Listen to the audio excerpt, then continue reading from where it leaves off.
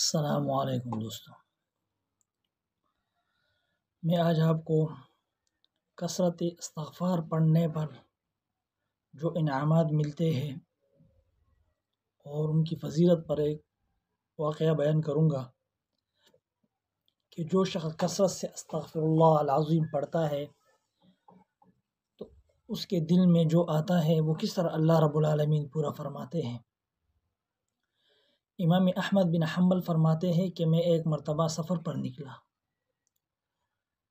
راستے میں جاتے جاتے ایک جگہ مجھ پر شام ہو گئی، میں وہاں ایک مسجد میں ٹھہرا تو وہاں کے خادم نے مجھے مسجد سے نکال دیا اور کہا مجھے مسجد بند کرنی ہے، تم باہر نکل جاؤ۔ تو انہوں نے مجھے مسجد سے باہر نکالا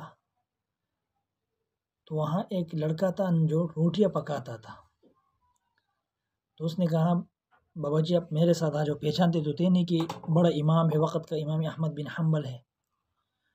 نہ وہ مؤذن نے پہچانا مسجد والے نے، نہ اس نوجوان لڑکے نے پہچانا نان بھائی نے۔ تو جب یہ نان بھائی اس کو اپنے ہاں لے گیا اور روٹیاں پکانے لگا تو ہر وقت استغفر اللہ کثرت سے پڑھ رہا ہے۔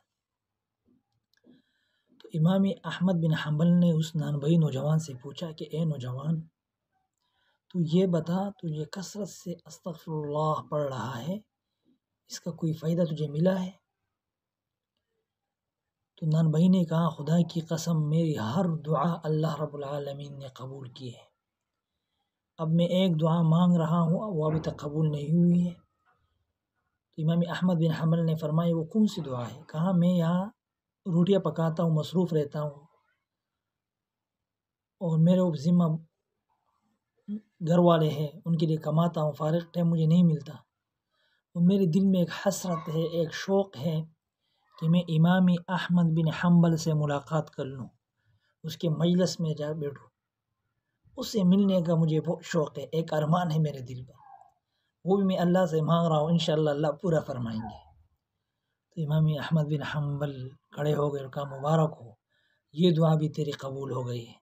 نان بھائی کو گلے سے لگایا اور مبارکباد دی اس کو۔ تو میرے بھائیو آج ہم ہر وقت پریشان رہتے ہیں، پریشانیاں ہیں، مالی پریشانیاں ہیں، گھریلوی پریشانیاں ہیں، جھگڑے ہیں، گھر میں ناچاکیاں ہیں، مسائل ہیں ہمارے، تو ان مسائل کا حل بھی اللہ رب العالمین نے بتا دیا ہے۔ قرآن مجید میں اللہ رب العالمین نے فرمایا فَقُلْتُ اسْتَغْفِرُوا رَبَّكُمْ إِنَّهُ كَانَ غَفَّارًا۔